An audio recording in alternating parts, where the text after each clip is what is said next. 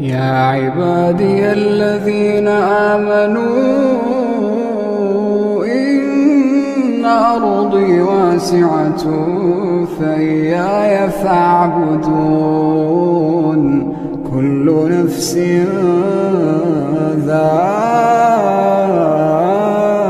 ذائقة الموت كل نفس ذائقة الموت ثم إلينا ترجعون والذين آمنوا وعملوا الصالحات لنبوئنهم من الجنة غرفا